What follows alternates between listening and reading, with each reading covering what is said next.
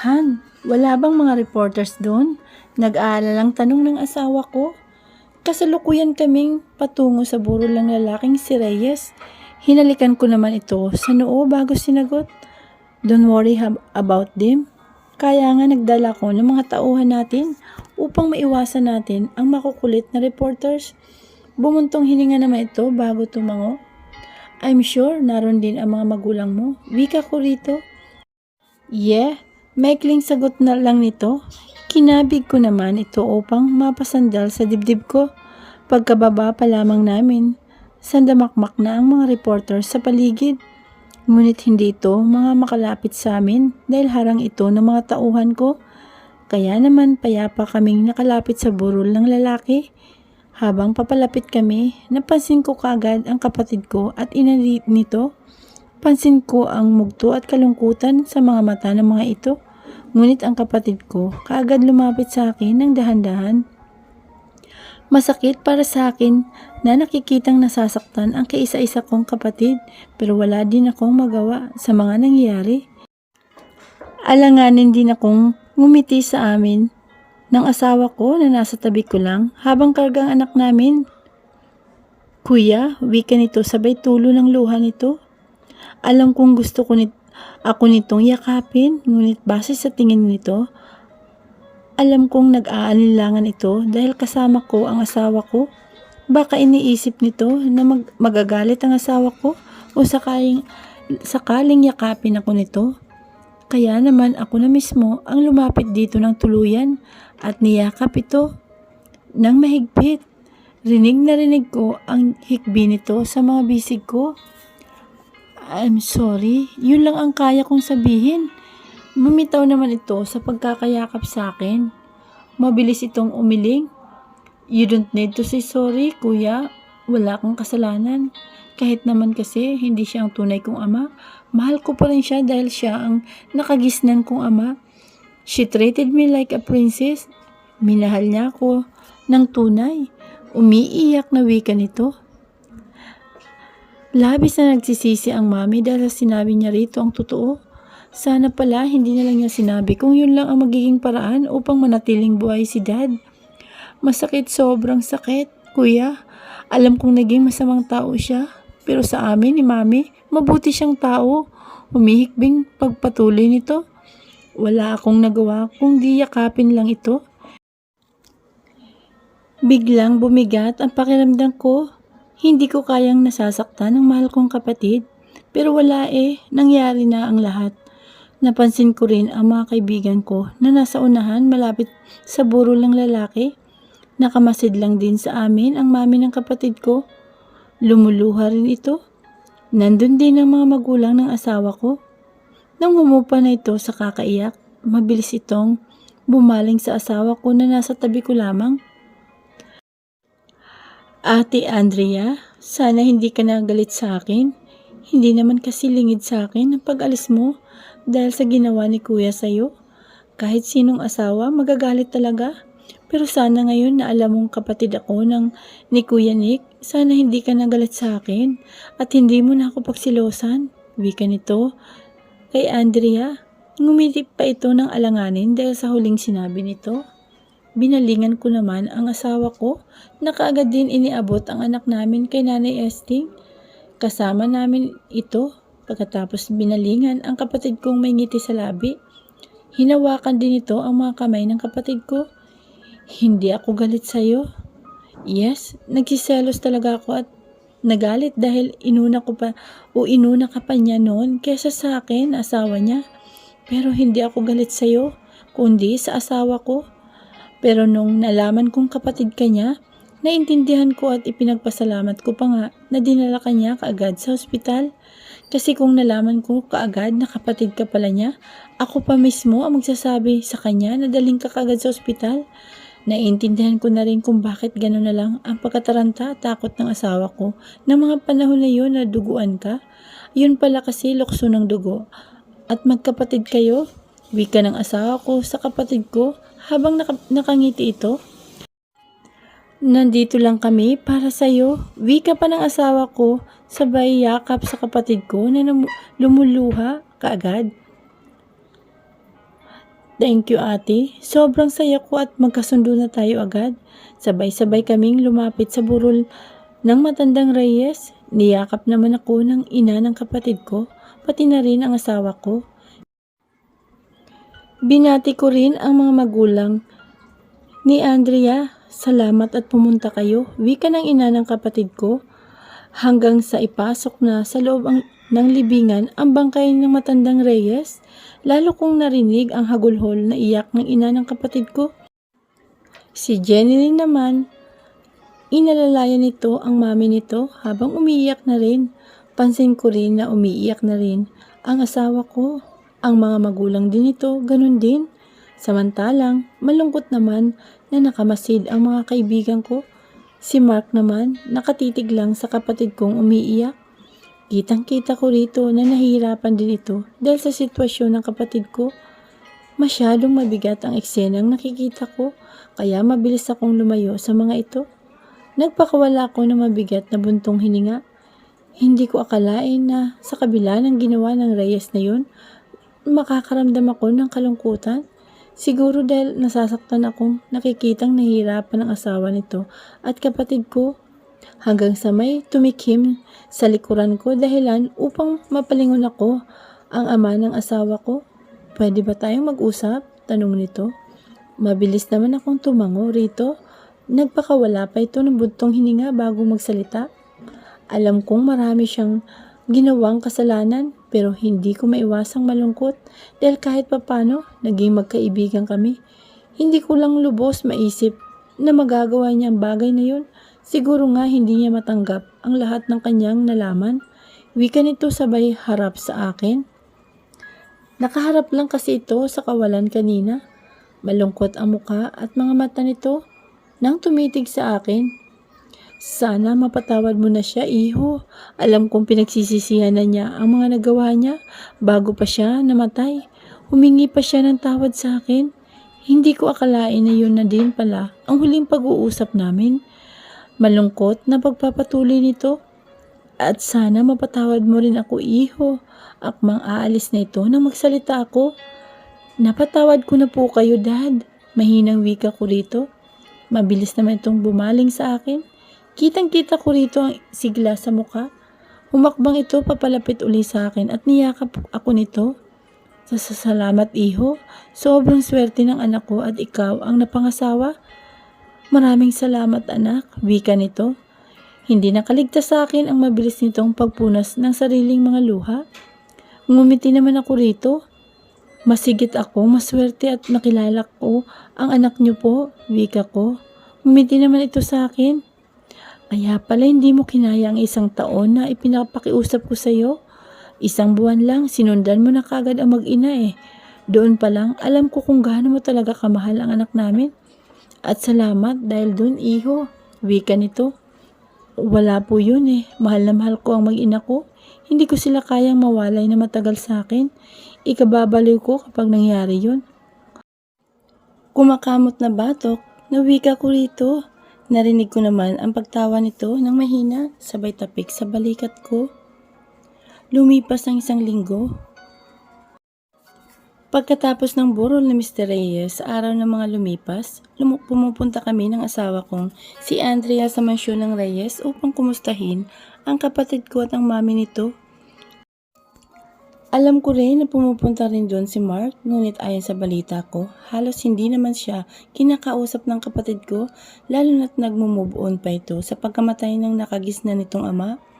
Nalaman ko rin na pumupunta doon ang mami ng asawa ko upang kumustahin si Mr. Reyes.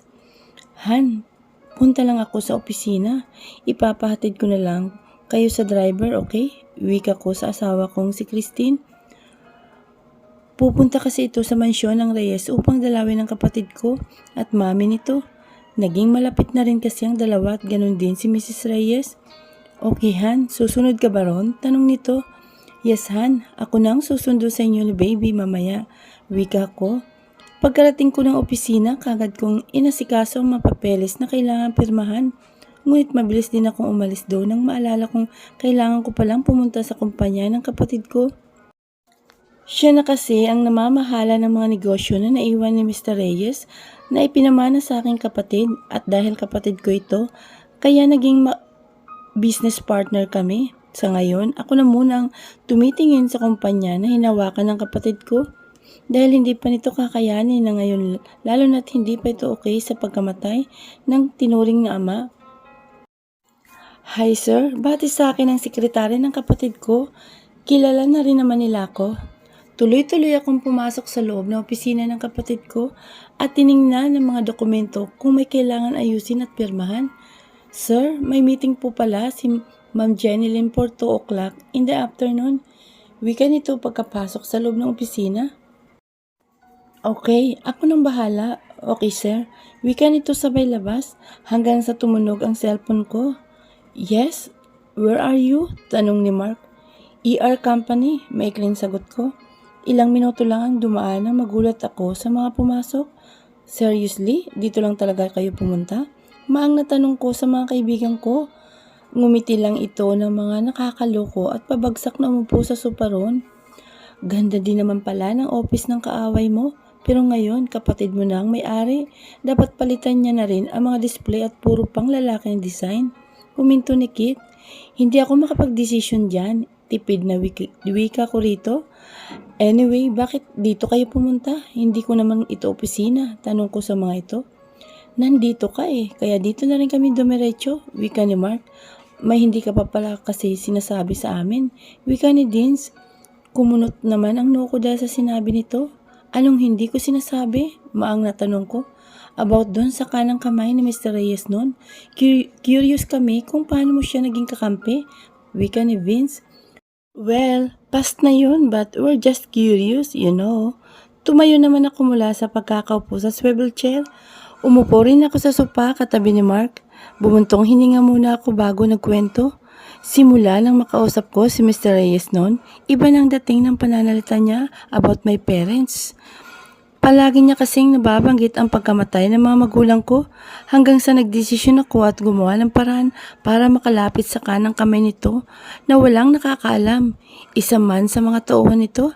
At dahil hawak ko ang pamilya nito, kaya wala siyang nagawa kundi ang sumunod sa gusto ko.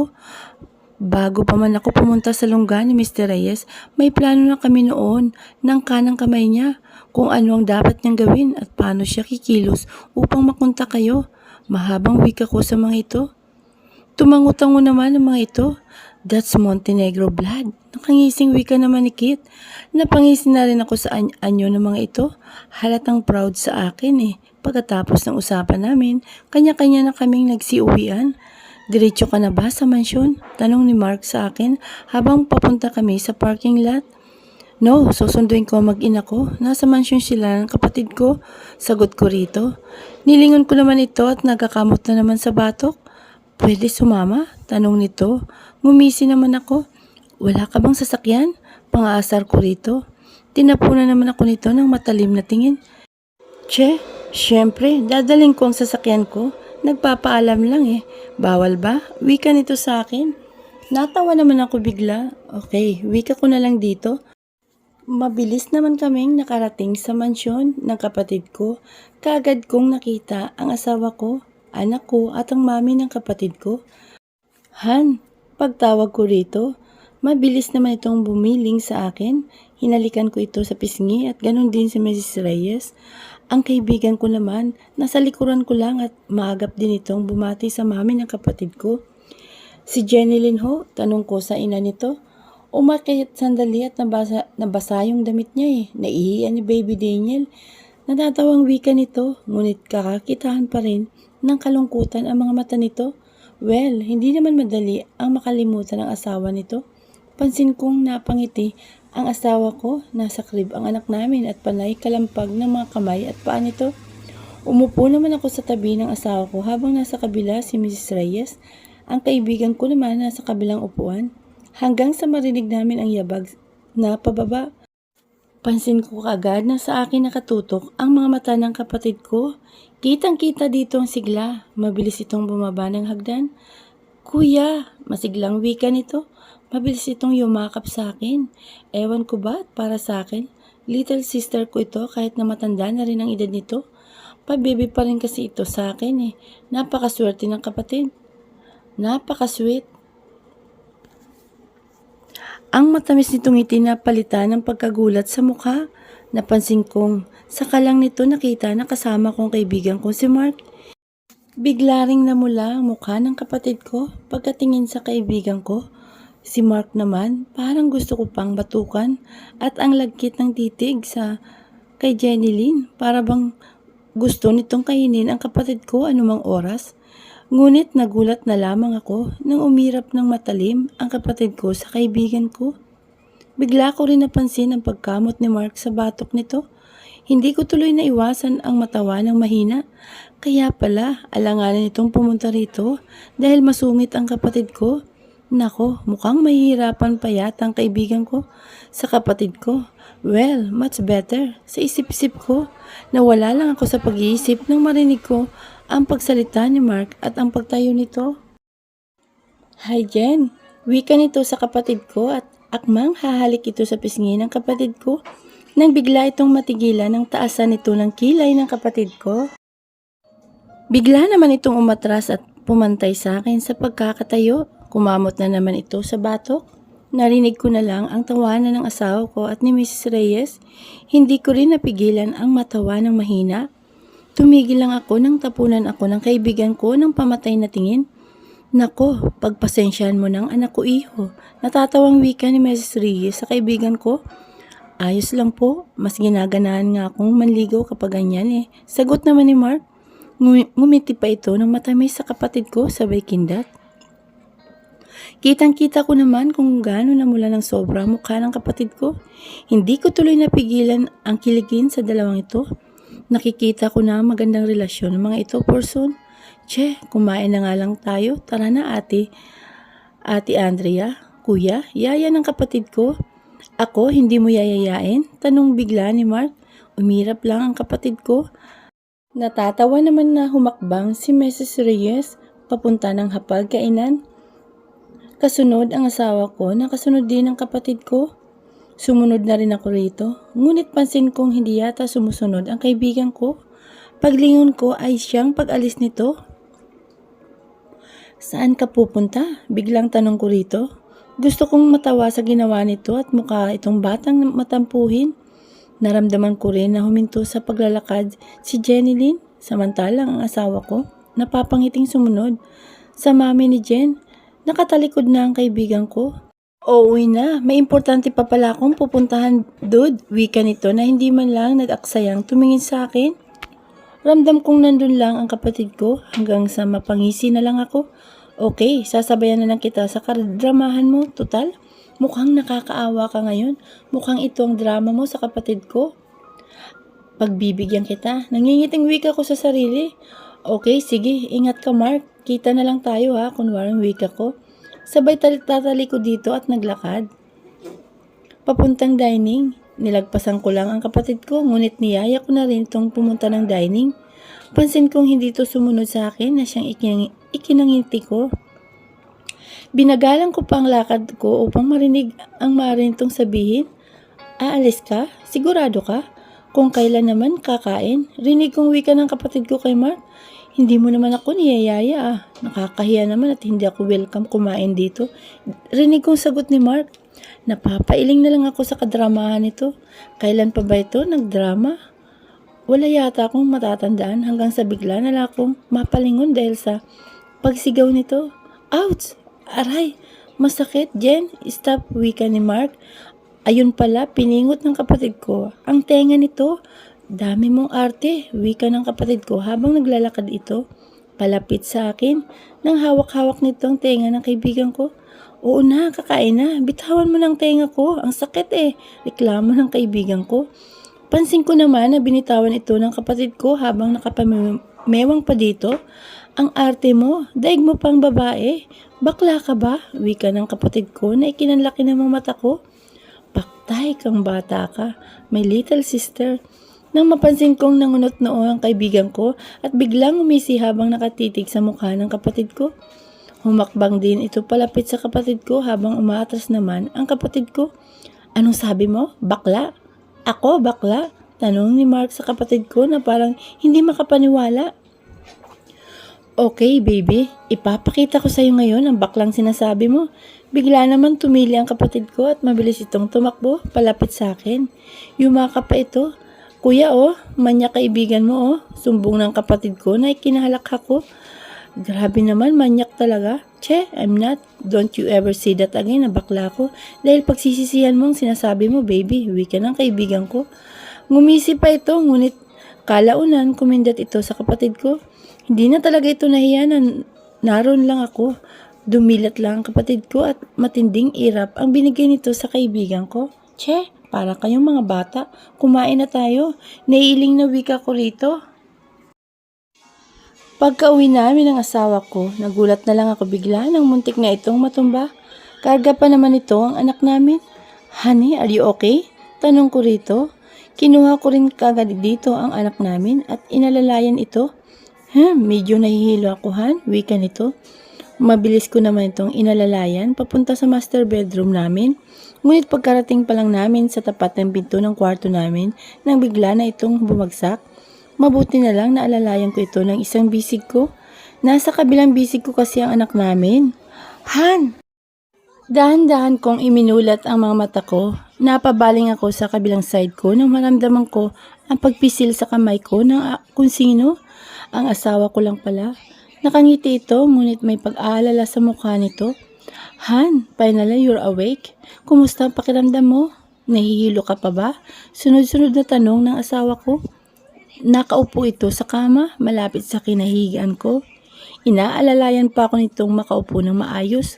Hinaplos pa nito ng masuyo ang mukha ko. Hindi ko tuloy maiwasang kiligin sa pagpapakita nito ng kaswitan. Ayos na ako, Han. Ano bang nangyari? Tanong ko rito. Bago man ako nito sagutin, masuyo ako nitong pinaupo sa kandungan nito. Ayoko man, ngunit nagpupumilit ito sa pamamagitan ng pagiging malambing nito. Titig na titig ito sa mukha ko habang gumuguhit ang malapad at matamis nitong mga ngiti sa labi. Pansin ko rin na nangingislap ang mga mata nito. Magsasalita sana ako ng dampian nito nang masuyo ang mga labi ko habang nakayapos ang mga braso nito sa bewang ko. You're 2 weeks pregnant, my wife. Nakangiting wika nito na siyang ikinaawang ng labi ko sa pagkagulat. Pinapunta ko rito ang doktor natin, then sinabi niya sa akin na 2 weeks pregnant ka na nga, dugtong pa nito. Natutup ko ang kamay ko sa bibig at hindi ko mapigilan ang mapaluha sa galak.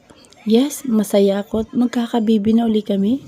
Doesn't matter naman kung maliit pa si baby. Biyaya ito ng Diyos at labis kong ikinagagalak.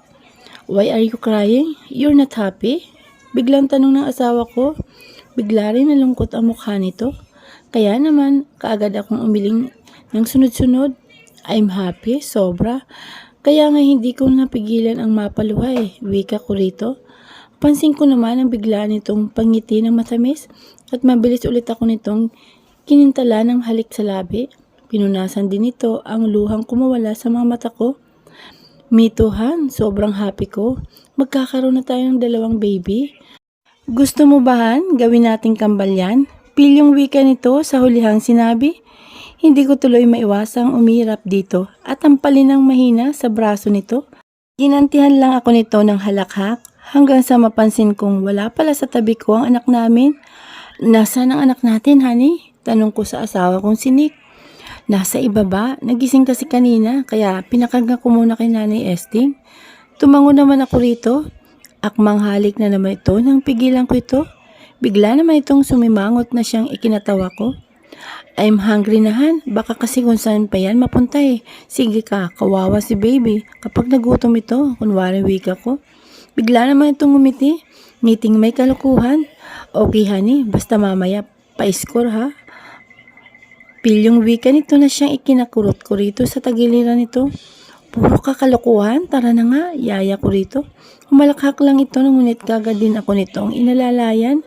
Ilang araw ang lumipas nang bumisita ang matalik kong kaibigan at pinaalam ko na rin kasi dito na bumalik na ako ng Pilipinas. Pagkatid kasi nito sa akin noon sa Paris, kaagad ko nitong pinabalik dito sa Pilipinas. Grabe bes, akala ko pa naman tatagal kayo ron. Hindi rin pala makatiis panunokso nito sa akin. Kasalukuyan kaming nasa likod ng mansyon kung nasaan ang swimming pool.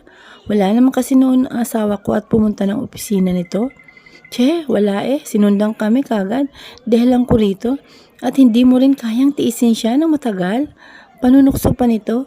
Kumibot naman ang labi ko, ngunit walang lumabas doon na salita. Totoo naman kasi ito, hindi ko kayang tiisin ng matagal ang asawa ko dahil mahal na mahal ko ito. Hanggang sa maramdaman ko ang paghawak nito sa mga kamay ko, dahilan upang mapatitig ako rito. Ayos lang naman sa akin, aminin mo na hindi mo siya kayang tiisin. Naiintindihan kita dahil mahal mo ang asawa mo. Lalo na't gumawa ng paraan ng asawa mo upang masundan kayo kaagad. Alam kong mahal na mahal ka rin ng asawa mo, bes. Nakangiting wika nito sa akin. Thank you, palagi kang nandyan para sa akin. Wika ko rito. Umikot naman ang mga mata nito habang nakangiti. Ano ka ba? We're best friend. Pero hindi ka na ba nagsiselos doon sa babaeng dahilan kung bakit ka umalis noon? Tanong nito. Hindi ko pa kasi rito ikinakwento ang tungkol sa asawa ko at kay Jenny Lynn. Kaya naman humugot muna ako ng malalim na buntong hininga bago nagsimulang magkwento dito. Kahit ito, nagulat din sa nalaman. Ngunit kalaunay nakahuma rin habang nakangiti. Finally, wala ka ng dahilan para pagsilusan siya. Akalain mo magkapatid pala sila? Nangingiting wika nito na para bang hindi pa rin makapaniwala sa nalaman. Well, kahit di naman ako, hindi makapaniwala sa umpisa, pero masaya ako. At kapatid niya, si Jen, hindi naman nakakapagtaka at marami silang pag-uugali na pareho. Tumango-tango naman ang kaibigan ko. I hope this time, bes, hindi mo na ako kakalimutan ha? Biglang sambit nito sa akin. What do you mean? Kunot na akong tanong dito. Umikot na naman ang mga mata nito. Kapag naipanganak mo na ulit yung second baby mo, huwag mo akong kalimutan, gawing ninang ha. Kinalimutan mo kasi ako kay baby Daniel Nakasimangot na wika nito. Bigla naman ako natawa, ngunit saglit lang yun. Ako naman ang humawak sa mga kamay nito. I'm sorry, bes. Promise, this time, hindi kita makakalimutan. Magiging ninang ang nakananang second baby namin. Nakangiting wika ko. Akmang magsasalita pa lamang ako nang may marinig kaming boses. Ate Andrea, pareho kaming napalingon ng kaibigan ko. Gumuhit naman ang ngiti ko sa labi pagkakita sa kapatid ni Nick. Jen, pagtawag ko rito. Mabilis naman itong nakarating sa amin at humalik sa pisngi ko. Ipinakilala ko ang dalawa sa isa't isa at hindi ko maiwasang mapailing habang nakangiti sa kanilang dalawa. Daig pang higit magkakilala kesa sa akin Parehong nagkagaanan ng loob ang mga ito. Well, hindi naman nakakapagtaka at pareho ang mga itong mababait. Mabuti naman at napadalaw ka, Jen. Agaw pansin ko sa mga ito. Nakangiti naman itong lumingon sa akin habang karga nito ang anak ko. Kanina kasi nasa krib ito at mabilis nitong kinuha ang baby ko. Halatang mahilig sa bata Oo te, hindi na kasi kayo dumadalaw doon at nagtatampon ako. Pero kanina kasi pumunta si kuya sa kumpanya at yun sinabi niya nga sa akin ang dahilan. Buntis ka nga raw kaya hindi kanya pinapayagan. Maglabas-labas at masilan daw ang pagbubuntis mo. Wika nito. Nagulat pa ako nang tumili ito hanggang sa magtawanan kaming tatlo. I'm sorry, na-excite lang ako mga nakaulit ate. Sana baby girl naman ang ipanganak mo. Masiglang wika nito. Hayaan mo kapag nagpa-ultrasound na ako, sasabihan kita agad. Marami pa kaming nakapagkwentuhan na tatlo. Nalaman ko rin na ikakasal na rin ang matalik kong kaibigan sa susunod na taon. Samantalang si Jenny Lynn ang tanungin ko, humaba biglang nguso nito na ikinatawa ko. Para kasi itong bata, pero pagdating naman sa mga negosyo ang pag-uusapan, napaka-matured nito. She's intelligent, well, dugong Montenegro kaya hindi nakapagtataka. Sige pa iya, kaunting push pa, rinig kong wika ng doktora. Kagatlabi naman akong nakahawak lamang sa kamay ng asawa kong si Christine. Pakiramdam ko tuloy, ako yung nanganganak Halos pinagpapawisan ako sa kaba, takot. Lalo na't kitang-kita ko ang paghihirap ng asawa ko habang pilit inilalabas nito ang anak namin. Tagaktak na rin ang pawis nito. Pansin ko rin ang mga luhang kumakawala sa mga mata nito. hanggang sa maramdaman ko ang kamay nitong nakahawak ng mahigpit sa kamay ko. Siyaw ng asawa ko. Wala naman akong nagawa kundi halikan ang kamay nitong nakahawak sa akin. Alam ko naman na kumukuha ito ng lakas sa akin. One more lalabas ng baby. Wika pa rin ng doktora. At yun na nga, isang push pa ng malakas ng asawa ko.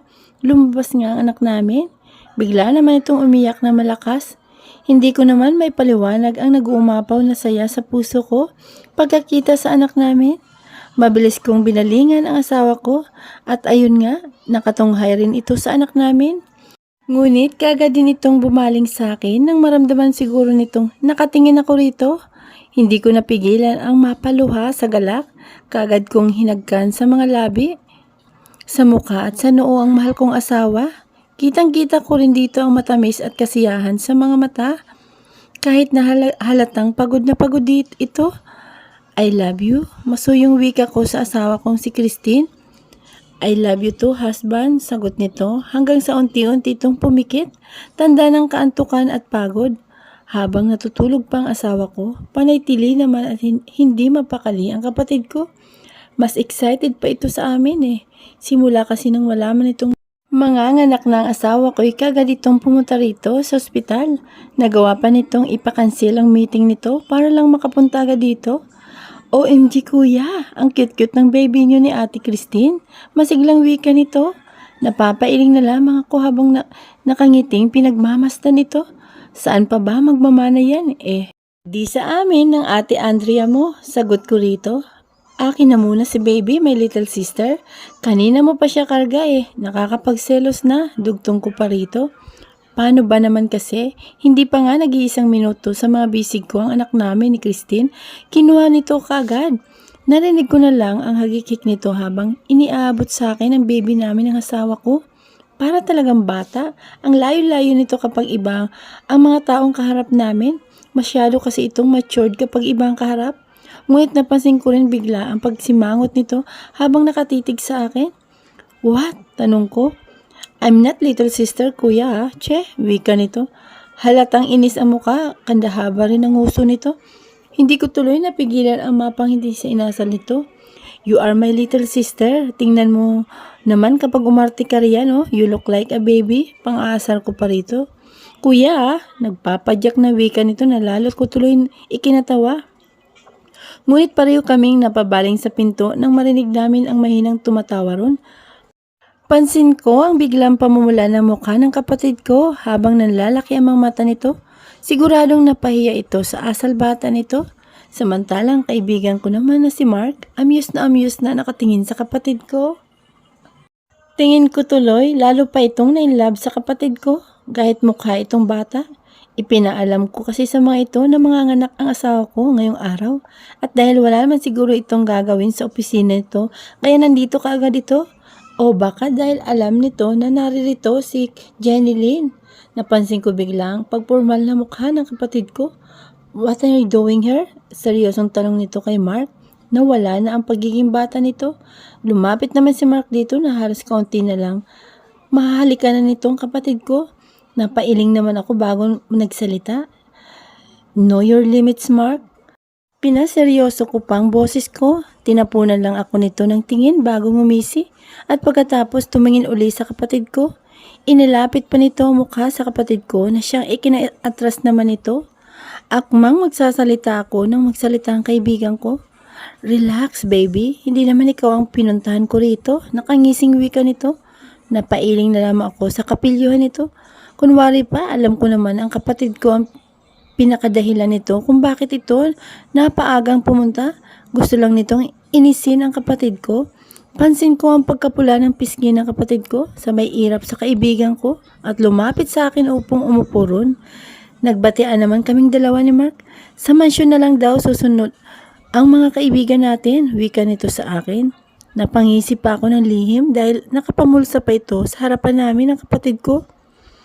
Alam yata nito na malakas ang apil nito kapag ganun ang look niya. Ang kapatid ko naman, kunwari busy sa anak namin ni Christine na nasa bisig ko. Tumango lang din ako sa sinabi ni Mark.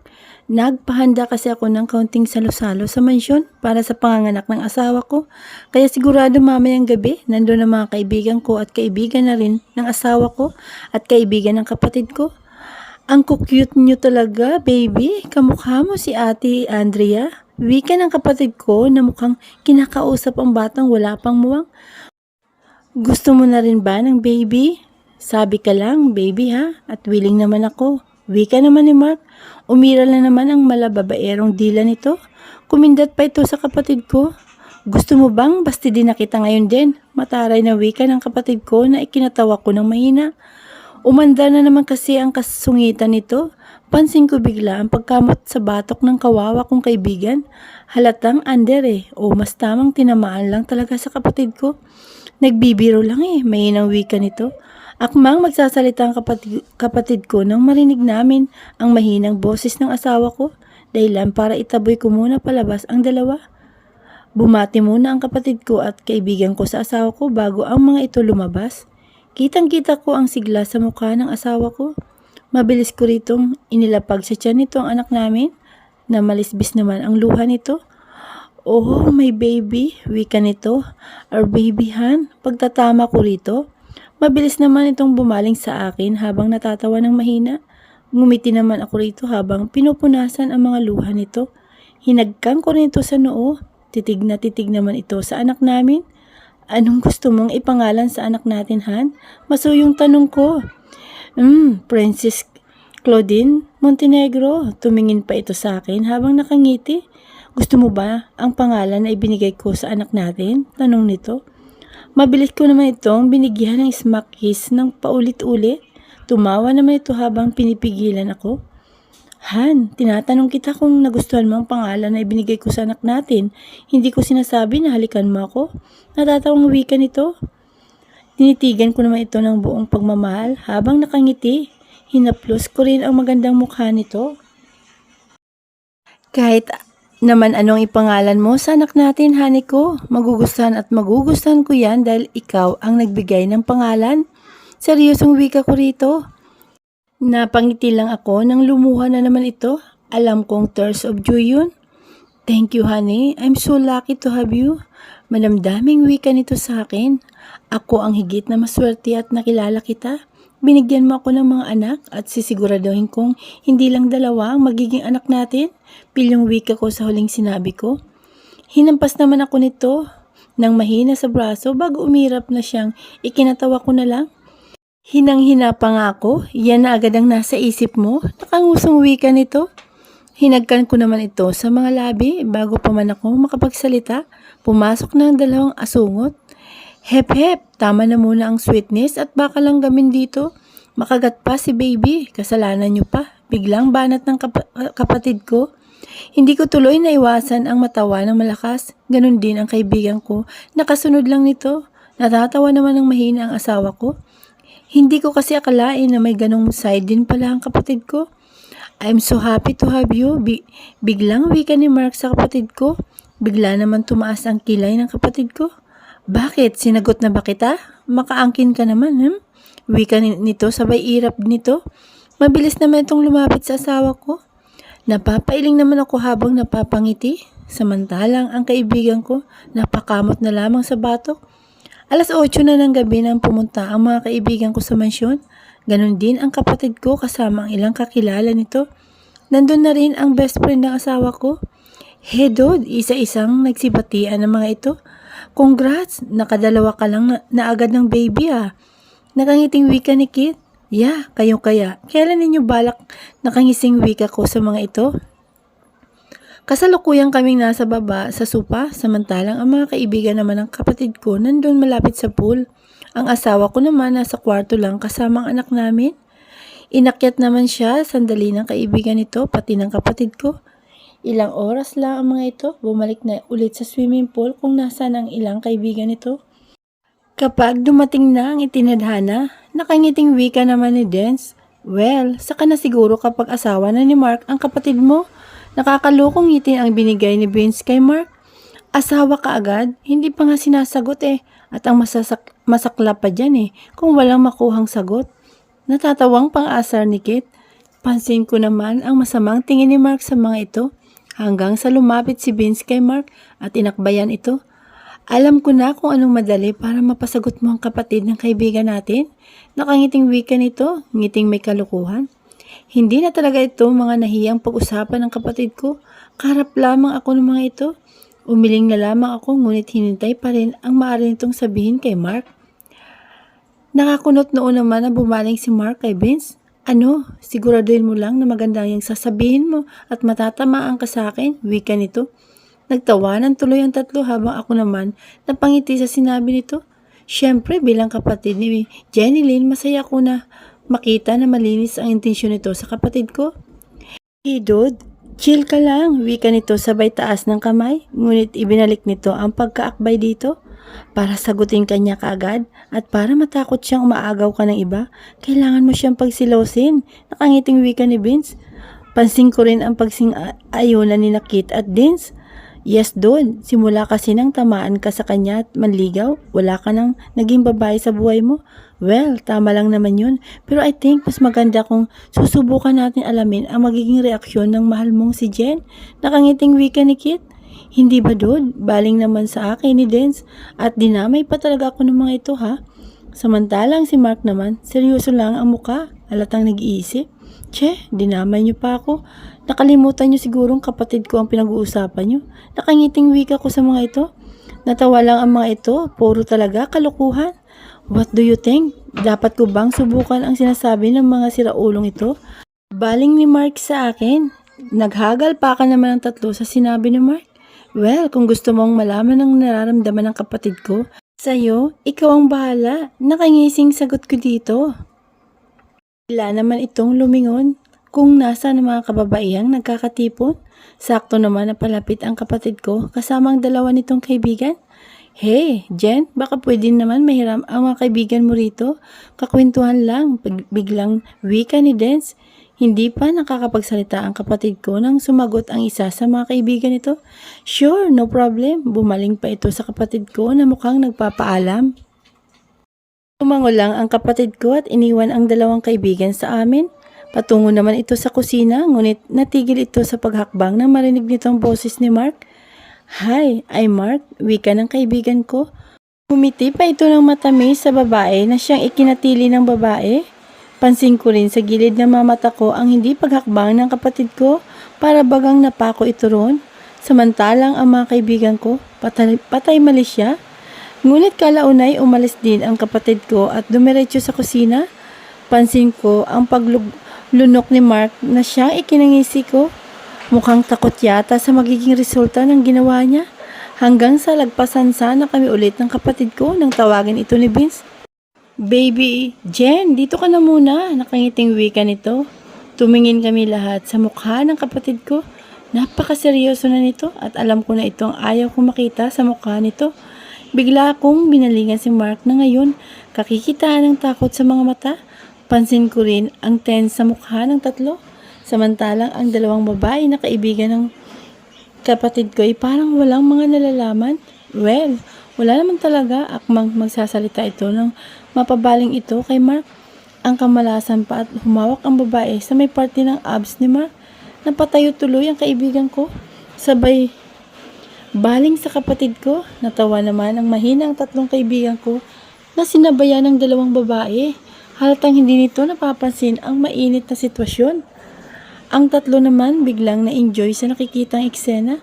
Bigla lang umisi ang kapatid ko sabay iling. Mabilis din itong tumalikod. Tumingin naman si Mark sa akin na parabang magpapatulong. Alam na siguro nito ang kahinat na niya. Tinaasan ko lang ito ng kilay na parabang sinasabing, panindigan mo ang kalukuhan mo.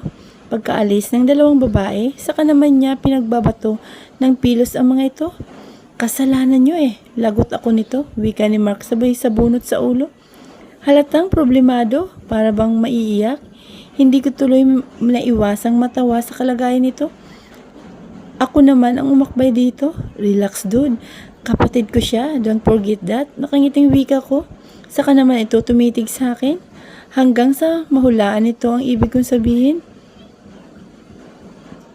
After 5 months, kitang-kita ko ang tuwa at sigla sa mukha ng asawa ko habang nakikipagtawanan sa kaibigan nito at sa kapatid ko. Napapangiti ako habang pinagmamasdan ang anak namin na 1 taon na rin sa wakas. Mabilis itong natutong maglakad. At ngayon nga, pinanggigigilan ng mga bisita sa loob ng mansyon. Katatapos lang kasi ng binyag ng anak namin si Princess Claudine. Marami-rami rin akong pinaunlakan ng mga bisita. Baka mamaya may kasunod na kaagad ang little baby na yan. Biglang pagbibiro sa akin ni Mark. Napapangiti naman ako habang napapailing. Nasa isang table kami kung saan naroon kaming magkakaibigan. Ilang oras pa ang dumaan nang paisa-isa nang nagpaalam ang mga bisita namin. Hanggang sa nagpaalam na rin ang mga kaibigan ng kapatid ko at kaibigan ng asawa ko. Ang pinakahuling umuwi, ang makukulit kong mga kaibigan. Medyo nahihilo pa ako habang umakyat papunta sa master bedroom. Medyo naparami kasi ang nainom ko kanina. Natigilan pa ako habang pinagmamasdan ng asawa kong naglalagay ng lotion sa katawan nito. Halatang bagong paligo ito at napansin ko rin na tulog ng 2 naming anak hanggang sa mapansin ako nito. "Oh Han, nakauwi na ba mga kaibigan mo?" Masuyong tanong nito. Hindi naman ako makasagot dahil nakatutok ang tingin ko sa sexy nitong katawan. Kahit kasi 2 na ang anak nito, halos walang nagbago sa katawan nito. "Handa ka bang magkaroon na ulit ng 3 anak?" Pilyong wika nito. Pinanlakihan ko naman ito ng mga mata bago hinampas ng mahina sa braso nito. "Ang liit pa ng baby natin, Han," reklamo ko rito. Humalakhak lang naman ito bago ako pinaliguan ng halik. "Mahal na mahal kita, wifey ko. Gagawin ko ang lahat. Mahalin mo lang ako araw-araw. Na kahit tumanda man tayo, ako pa rin ang mamahalin mo." Wika nito na punong-puno ng pagmamahal sa mga mata nito. Hinaplos ko naman ang gwapong mukha nito bago hinalikan saglit ang mga labi nito. Mahal na mahal din kita, husband ko. Ikaw lang at wala nang iba pa. At wala ka nang dapat gawin pa dahil nagawa mo ng lahat para mahalin kita araw-araw. Mahalin mo lang kami ng habang buhay ng mga anak mo. Sapat-sapat na yun, asawa ko.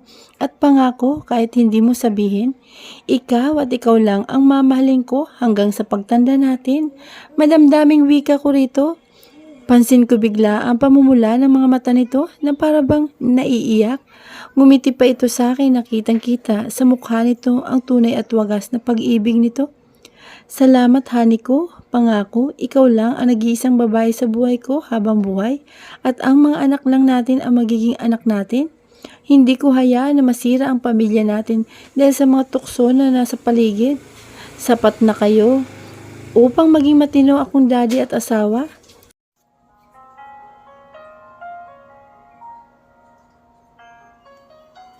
Hindi ako gagawa ng dahilan para lang masira at mawala ang masayang pamilya na mayroon tayo ngayon.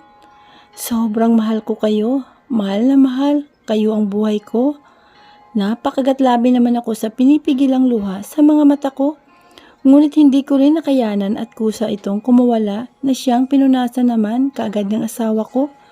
Ang swerte ko na magkaroon ng isang asawang tulad mo, Han. Garalgal na wika ko. Mas higit akong maswerte, honey, dahil nakilala kita at naging asawa. Mahal na mahal kita. Wala akong ibang minahal na babae, kundi ikaw lang at alam mo yan. Tumango-tango naman ako rito habang napapaiyak. Magsasalita sana ako nang hagkanan nito ang mga labi ko. Napaigtad pa ako nang maramdaman ko ang alaga nitong tayong-tayo na naman. Gulat akong tumingin sa asawa ko na nakangiti lang at nakakaloko. Magsasalita sana ako nang siilin ako nito ng mapusok na halik hanggang sa maging isa na naman ang aming katawan. Wakas.